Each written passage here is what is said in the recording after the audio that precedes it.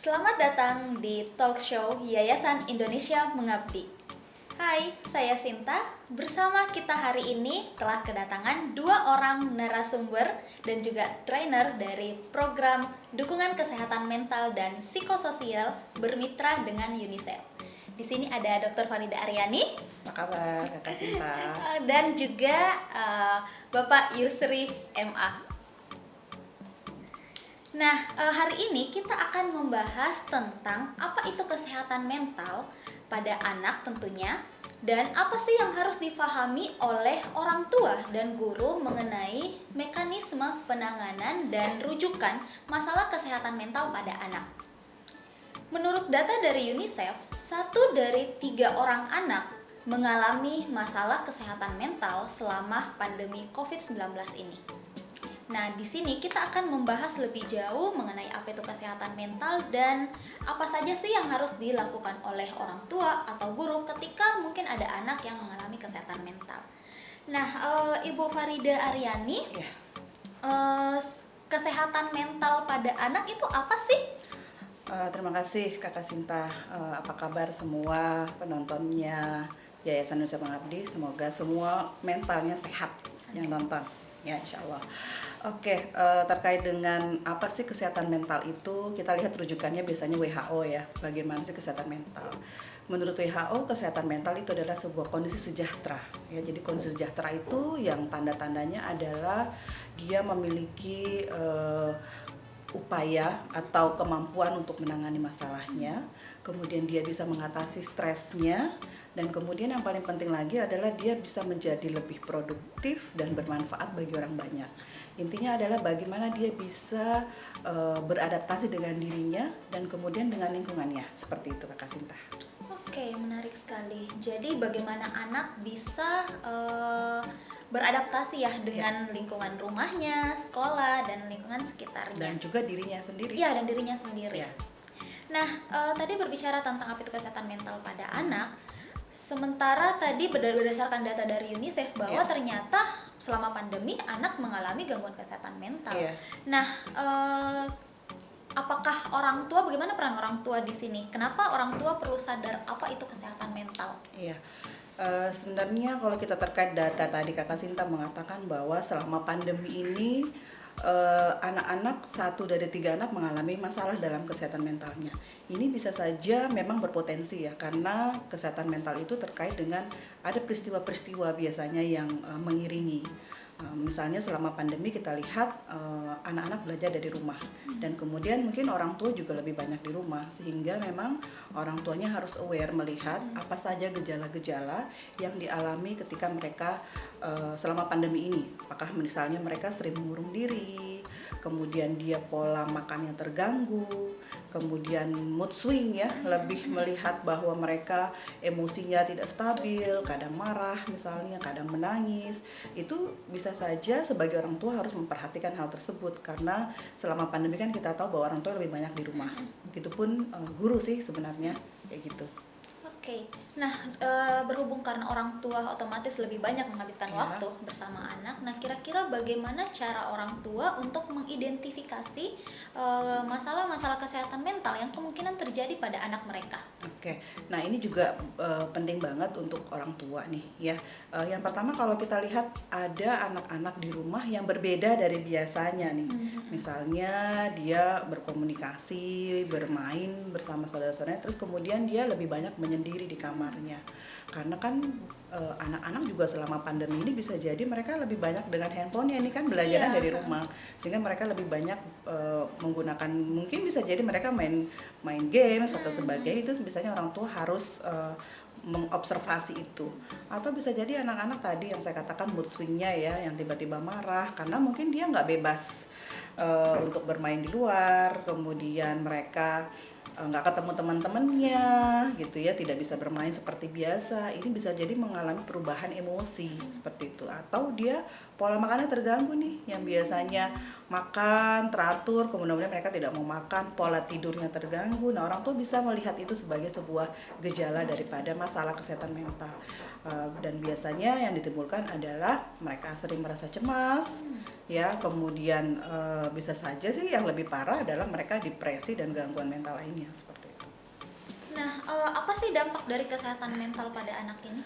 Apa saja dampaknya ya, terutama ketika mereka mengalami masalah dalam gangguan mental ya. Kalau yang paling kelihatan mungkin orang tua bisa perhatikan, termasuk guru ya, apakah mereka mengalami misalnya karena mereka belajar dari rumah kesulitan belajar nggak selama pandemi ini. Jadi mereka misalnya kesulitan belajar, itu yang pertama. Kan kita tahu ya bahwa anak-anak lebih banyak belajar didampingi oleh orang tuanya. Atau dampak lainnya adalah masalah emosinya, jadi nggak stabil. Di beberapa anak ditemukan bahwa mereka lebih cenderung marah, mudah marah, dan kemudian bahkan yang paling parah ya bisa jadi sebagian anak yang merasa karena misalnya di rumah orang tuanya bekerja, orang tuanya juga kemudian memiliki masalah ekonomi, misalnya tertekan masalah ekonomi, akhirnya berpotensi anaknya juga terdampak dari orang tuanya. Dan beberapa kasus ditemukan ada gangguan ingin bunuh diri gitu pada anak-anak, ya seperti itu, yang kalau misalnya dalam resiko yang sangat fatal ya terkait dengan kesehatan mental, seperti itu Kakak Sinta. Wah, agak ngeri-ngeri juga ya mendengar tadi tanda-tanda yang kemungkinan mungkin dialami oleh anak selama pandemi COVID-19 ini. Nah, apa saja ketika mungkin orang tua sudah melihat tanda-tanda itu pada anaknya, nah apa saja sih yang bisa dilakukan oleh orang tua ketika anak mereka mungkin mengalami masalah kesehatan mental? Iya, yang paling pertama sih kalau menurut saya adalah support system ya. Jadi terkait dengan support system ini, anak nggak boleh sendiri gitu. Karena data penelitian juga menunjukkan banyak anak-anak sekarang tuh yang nggak punya teman cerita kayak gitu. Dia mau curhatnya ke siapa nih? Ke orang tuanya. Mungkin orang tuanya sibuk ya selama ini kerja, kemudian apalagi pandemi misalnya pekerjaannya jadi double-double, jadi guru juga, jadi orang tua juga, harus bekerja juga, jadi double-double. Nah, hal tersebut anak-anak butuh support system, siapa saja ya, ibunya, ayahnya, saudaranya, atau gurunya ya, itu merupakan support system yang terdekat yang bisa menerima anak-anak dan mendengarkan anak-anak untuk bercerita tentang apa yang mereka rasakan dan sebagainya. Oleh karena itu penting banget nih untuk orang tua membangun komunikasi ya, membangun komunikasi dengan anak supaya mereka cerita ya, karena sekarang ini Kakak Sinta, isu kesehatan mental tuh semakin agak mengkhawatirkan ya. Tapi di satu sisi lain sekarang banyak orang yang sudah mengkampanyekan kesehatan mental, sehingga ayo dong speak up kalau kamu ada masalah, kalau kamu punya kesulitan, cerita dengan siapa yang kamu merasa nyaman, apakah itu orang tua, guru, atau temen ya. Jangan diam, karena kita ingin anak-anak kita tadi sejahtera itu dalam kondisi bahwa dia bisa menerima dirinya, dan kemudian mereka bisa beradaptasi dan mampu melakukan coping dari masalah-masalah yang mereka hadapi. Nah, ini penting banget support system dalam keluarga, dan juga guru ya. Guru juga harus melihat itu, meskipun bukan hanya fokus pada mata pelajarannya saja, tapi juga guru harus membangun keakraban dengan siswanya, seperti itu. Nah, menarik sekali. Jadi tadi dapat dikatakan bahwa masalah gangguan kesehatan mental ini bukan aib ya. Iya. Sebaiknya ketika mungkin orang tua atau guru melihat tanda-tanda itu pada anak, jangan diam, bicarakan atau cari bantuan. Ya.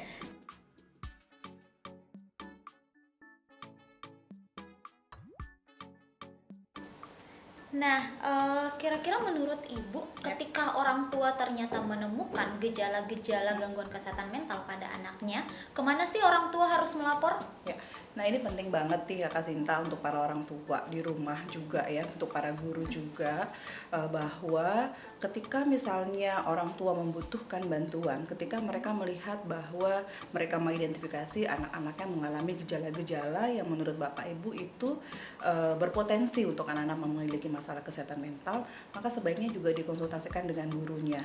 Karena kenapa itu dilakukan? Karena bisa jadi juga guru juga kan mengobservasi gurunya atau orang tuanya anak-anak di sekolah adalah kan gurunya. Jadi orang terdekat dari sekolah, dari rumah adalah juga gurunya. Oleh karena itu perlu Bapak Ibu ketahui bahwa ada layanan yang bisa membantu anak-anak untuk terkait dengan masalah kesehatan mentalnya. Kalau misalnya ada masalah yang di sekolah bisa ditangani oleh gurunya, maka itu syukur alhamdulillah, berarti masalahnya dianggap ringan atau cukup gurunya saja menangani. Tapi kalau ternyata masalahnya membutuhkan keahlian khusus atau profesional, di sekolah guru-guru itu ada mekanisme rujukannya nih Kakak Sinta.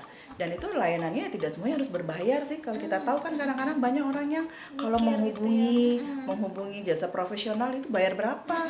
Kami nggak punya uang kan kayak gitu. Nah sebenarnya ada sebuah layanan, ada beberapa layanan yang bisa dirujuk dari sekolah dan itu semuanya gratis ya. Dan itu mungkin nanti Kakak Yusri ini yang lebih banyak menjelaskan tentang itu. Ya, saya kira demikian Kakak Sinta. Oke, terima kasih sekali Ibu atas penjelasannya tadi apa itu kesehatan mental dan banyak sekali informasi-informasi yang orang tua dan guru bisa temukan mengenai kesehatan mental ini. Nah, berbicara tadi tentang pelaporan dan rujukan, di sini juga sudah ada bersama kita Kak Yusri.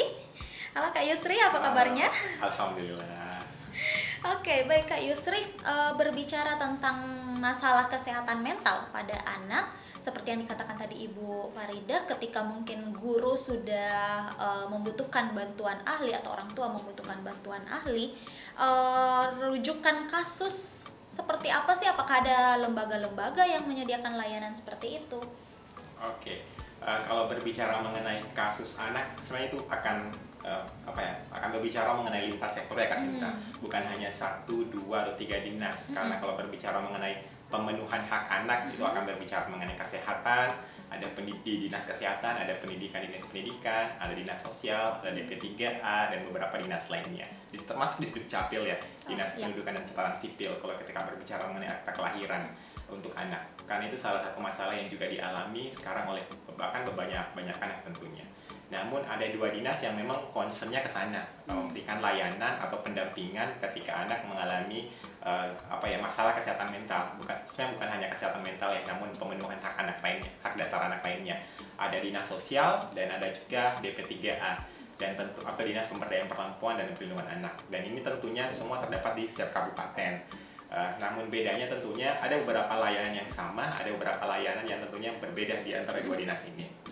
Namun di beberapa daerah juga ada juga pusat pelayanan yang namanya PKSI, Pusat Kesejahteraan Anak Sosial Integratif. Yang dia di sini dia bersifat integratif Kak Sinta. Jadi ketika anak melapor di sana atau orang tua, mereka yang akan mendampingi ke dinas-dinas lainnya ketika memang membutuhkan, dinas pendidikan, dinas kesehatan. Jadi cukup 1 pintu saja seperti itu. Jadi itu ada beberapa layanan sebenarnya yang disediakan oleh pemerintah yang perlu diketahui oleh orang tua, guru, dan anak tentunya. Dan itu tadi ya, gratis. Ya, gratis. Jadi memang ada anggaran yang untuk area lokasi terkait. Berarti saya boleh nanya ya Kak Sinta. Berarti mereka menyediakan kayak semacam bantuan hukum atau misalnya psikolog gitu ya Kak Yusri ya? Betul Bu. Jadi sedikit beda misalkan gini. Ketika ada anak yang tidak ada akta kelahirannya, ketika dia membutuhkan akta kelahiran, itu akan berbeda ketika anak melapor ke Disdukcapil, ketika anak melapor meminta bantuan ke Dinsos. Itu prosesnya akan beda. Akan lebih cepat tentunya ketika dia ke Dinsos, dan Dinsos karena Dinsos mempunyai kerjasama dengan Disdukcapil, jadi prosesnya akan lebih cepat dibandingkan anak yang harus ke Disdukcapil. Bayangkan seorang anak yang tentunya harus mengurus sendiri, ataupun orang tua yang tanpa boleh dikatakan mungkin kurang pengetahuan, kurang informasi mengenai hal tersebut, itu membutuhkan waktu yang lama tentunya. Berarti mereka dibantu pekerja sosialnya gitu betul. ya? Jadi ada beberapa yang seperti dijelaskan Bu Farida ya, ini ada pekerja sosial, khususnya dinas sosial yang memang perannya mendampingi anak yang membutuhkan pendampingan.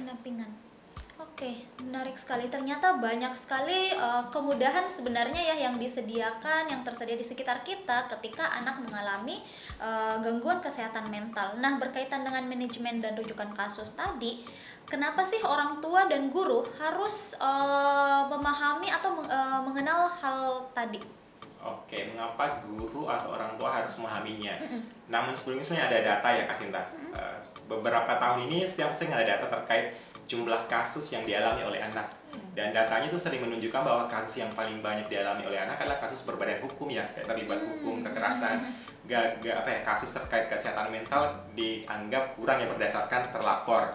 Padahal faktanya sebenarnya bukan karena kasusnya kurang, namun orang tua dan anak kurang melaporkan, jadi itu tidak tercatat di Dan tidak tahu juga, ya, tidak tahu juga mau ya. kemana gitu ya. Kenapa tidak terlapor ya tadi seperti Bu Fardariani, ada dua opsi, ada dua pilihan. Orang tua, keluarga atau guru tidak mengetahui ada layanan seperti itu tadi. Mereka kira tadi berbayar, mereka pilih tidak usah dilaporkan, itu yang pertama. Yang kedua juga mereka tahu, namun aksesnya jauh Kak Sinta. Biasanya kan kalau di Dinsos, PKSAI, DP3, dia di pusat kota ya di kota.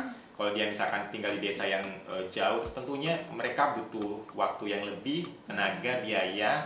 Nah, mereka memilih untuk tidak melaporkan seperti itu. Makanya juga penting untuk mengetahui, dan sudah dijelaskan Bu Fardariani tadi. Ada kalau kita merujuk ke piramida mental health ya, kesehatan mental, kalau piramida ke atas itu layanan spesialis ya, kayak psikolog, konselor. Nah, untuk kelayanan itu tentunya butuh pendampingan dari mana piramida ketiga tadi dan keempat, ada dukungan dari guru dan layanan-layanan kayak Texas tadi. Jadi kalau hal-hal yang bisa ditangani oleh guru dan orang tua mungkin akan lebih bagus ditangani. Karena kalau semua langsung melapor juga, numpuk juga. Artinya begini Kakak Sinta, ketika misalnya terjadi untuk melihat, perlu ada screening awal ya. Jadi kalau misalnya di beberapa sekolah di Makassar itu sudah mulai ada screening bagaimana melihat potensi masalah kesehatan mental. Kalau misalnya dianggap itu levelnya ringan, maka penanganan awalnya atau psychological first aid-nya itu mungkin bisa dilakukan oleh orang yang terdekat di sekolah, itu guru yang menangani atau guru yang terlatih ya, atau guru BK-nya misalnya. Tapi kalau ternyata masalahnya agak cukup butuh bantuan profesional ya seperti yang Kakak Yusri katakan tadi, makanya orang tua perlu tahu nih bagaimana sih mau melapor kemana, dan kemudian memastikan bahwa semuanya dikonsultasikan sama yang profesional seperti itu. Dan tambahan Kak Sinta, kalau berdasarkan diskusi kami misalkan dengan Texas ya, Dinsos ataupun IP3A, mereka mengatakan ini setiap bulan atau setiap tahun biasa intensitas menerima laporannya sangat kurang. Jadi terkadang mereka sudah sediakan layanan ini tapi nggak ada yang melapor. Makanya beberapa Texas itu inisiatif misalkan ke sekolah-sekolah, tapi tentunya itu akan jauh lebih efektif ketika orang tua sadar sendiri bahwa ketika ada anaknya mengalami masalah kesehatan mental, dia bisa lapor seperti itu. Jadi supaya layanan yang tersedia itu bisa digunakan seefektif mungkin. Iya, sayang sekali ya, ada jasa, ada layanan yang tersedia, namun ternyata tadi informasinya itu kurang, bukan karena kasusnya kurang, tapi ternyata banyak orang tua atau guru yang belum mengetahui. Ini juga kesadaran orang tua terkait dengan kesehatan mental itu ya, karena mereka merasa malu mungkin anak saya itu baik-baik saja gitu, padahal ternyata mereka butuh bantuan. Oke. Nah, tadi berdasarkan layanan dan lembaga yang menyediakan layanan ini, nah bagaimana orang tua dan anak dapat mengakses layanan tersebut? Oke, nah cara mengaksesnya tadi yang dijelaskan Bu Farida, disinilah peran sekolah sebenarnya. Karena salah satu kekurangannya, salah satu masalahnya susah ketika orang tua harus langsung ke penyedia layanan ya. Yang pertama tadi kurang informasi, dia mau menghubungi siapa. Nah itu makanya akan sangat efektif ketika kita memberdayakan peran sekolah. At least sekolah menyediakan informasi, layanan informasi siapa saja sih yang bisa dihubungi seperti itu. Nah itu yang biasanya kurang, karena kalau ketika kita tanya sekolah saya nggak tahu. Paling tidak sekolah tahu dinas kesehatan atau puskesmas yang sering, tapi ketika yang lainnya, ada ya pekerja sosial, ada ya layanan seperti ini. Ya paling tidak hal yang paling dasar dan yang memungkinkan adalah tadi sekolah menyediakan informasi dan mensosialisasikan kepada orang tua bahwa ini layanan pemerintah yang bisa Anda gunakan ketika ada anak yang mengalami atau berpotensi tertanda mengalami masalah yang cukup serius kesehatan mental tadi. Oke. Nah, apa sih yang harus diperhatikan oleh guru ataupun orang tua sebelum mereka merujuk kasus anaknya ke lembaga penyedia layanan? Oke, nanti mungkin Bu Farida tambahkan ya, karena tadi sudah dijelaskan juga. Jadi sebelum merujuk sebenarnya ya tadi harus paling tidak screening awal ya. Iya. Orang tua paham juga nih gejalanya anaknya dulu. Gejala misalnya gejala stres atau depresi, supaya paham juga kapan bisa merujuk, karena jangan-jangan anaknya tadi yang sebenarnya bisa diatasi dilaporkan Akhirnya kalau numpuk di laporan, dan itu akan membuat kan jumlah pekerja sosial juga terbatas ya. Ada anak yang sebenarnya butuh pertolongan, pendampingan, namun tidak mendapatkan karena tadi banyak laporan yang sebenarnya bisa diatasi. Nah itu ditangani dulu laporan ini, seperti itu. Bukannya ada call centernya juga ya Kak Yusri ya? Iya betul, ada beberapa call center juga yang bisa dihubungi Hubungi. sebenarnya. Namun seperti tadi, kalau ketika ini kan ada call center pusat ya Bu Farida, nah, itu nanti akan terhubung ke dinas-dinas terkait. Namun memang untuk paling efektif juga ada dinas terkait yang butuh punya nomor sendiri juga, nomor WhatsApp sendiri, nomor kontak person tersendiri, dan itu memang beda-beda setiap dinas akan lebih efektifnya. Jadi itu penting untuk mengetahui informasi tersebut. Namun sayangnya juga seperti itu, Bu Farida tadi tanyakan, biasa ganti-ganti Bu. Kemarin orang tadi bilang kan biasanya yang bertugas sebagai ini di-share di nomornya. Ketika ini misalkan berpindah, nomor Lain yang dihubungi lagi. lagi diganti lagi. Jadi terkadang susah juga untuk makanya butuh kerjasama antar dinas juga dan sekolah tentunya. Iya. Iya. Mungkin ada tambahan? Iya, tadi Kak Yusuf sudah menjelaskan ya bahwa ada layanan-layanan tersebut. Intinya adalah mungkin menjadi informasi ya. Memang sih belum semua sekolah mungkin mengetahui informasi ini. Sekaligus di sini kami juga bisa mensosialisasikan nih bahwa kepada sekolah-sekolah ya, baik itu sekolah dasar, sekolah menengah dan sebagainya, ada loh layanan yang bisa menjembatani ketika anak-anak kita mengalami masalah kesehatan mental. Itu layanan tadi Kakak Yusri sebutkan. Dan itu nanti tersedia ya. Jadi misalnya bagaimana, dan ada petugas yang akan membantu seperti itu. Yang penting sekolah bisa menginformasikan ya, menginformasikan termasuk call centernya, di mana harus melapor, kemana dan bagaimana penanganannya, itu harus disampaikan kepada sekolah dan orang tua.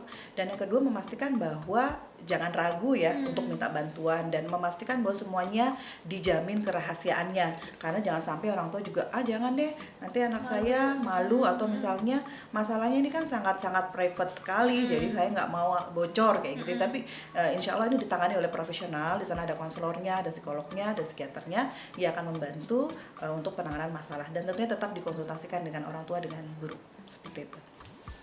Wah, menarik sekali ya pembahasan kita sesi kali ini. Jadi banyak sekali informasi tadi, termasuk apa itu kesehatan mental, apa yang harus diperhatikan oleh orang tua dan guru ketika anaknya mungkin mengalami perubahan-perubahan yang itu bisa saja mungkin terkait dengan gangguan kesehatan mental. Lalu kemudian kemana kita harus melapor. Oke, sebelum kita mengakhiri talk show hari ini, mungkin ada close statement dari Ibu Dr. Farida dan Kak Yusri. Iya, saya kira sekarang isu kesehatan mental ini adalah isu yang sangat krusial ya, sehingga untuk para orang tua nih, untuk para guru, kita bisa aware ya bahwa kita ingin anak kita sejahtera. Sejahtera itu dalam arti mereka bisa lebih bahagia dan mereka lebih sukses dalam meraih masa depannya. Oleh karena itu, mari kita menjaga kesehatan mental kita sendiri sebagai orang tua, karena itu sangat berpengaruh pada anak-anak dan kepada anak-anak, supaya mereka juga didampingi ketika mereka mengalami masalah kesehatan mental, dan kita memastikan bahwa anak-anak kita bisa sehat mentalnya dan sehat fisiknya. Terima kasih. Kak Yusri? Kalau saya kan gini, kalau orang bilang waktu anak itu 3 kali 8, maksudnya 8 jam di keluarga, 8 jam di sekolah, 8 jam di lingkungan masyarakat. Nah, jadi tentunya peran guru di sini dan orang tua itu sangat penting ya tadi untuk memastikan anak mendapatkan hak dasarnya. Dan beberapa hak dasar lainnya. Dan harapannya tadi untuk saya lebih ke sekolah, tadi guru ya bukan hanya fokus pada hak dasar pendidikan juga ya, tapi fokus pada perlindungannya juga, kesehatannya, dan beberapa hak dasar lainnya. Salah satu hal yang paling yang sekarang mungkin dilakukan ya tadi berkonsultasi dengan dinas-dinas pelayanan yang terkait, jalin komunikasi, dokumentasikan kontak personnya dan diinformasikan kepada orang tua supaya terjalin komunikasi antara orang tua, pihak sekolah dan penyedia layanan tentunya. Oke, menarik sekali. Nah, itu tadi talk show kita hari ini. Semoga informasi-informasi yang kami sajikan hari ini bermanfaat. Dan untuk semua yang ada di rumah, tetap sehat, tetap bahagia. Dan untuk informasi-informasi lainnya yang bermanfaat tentunya silahkan kunjungi YouTube channel kami. Sekian dari kami, dadah.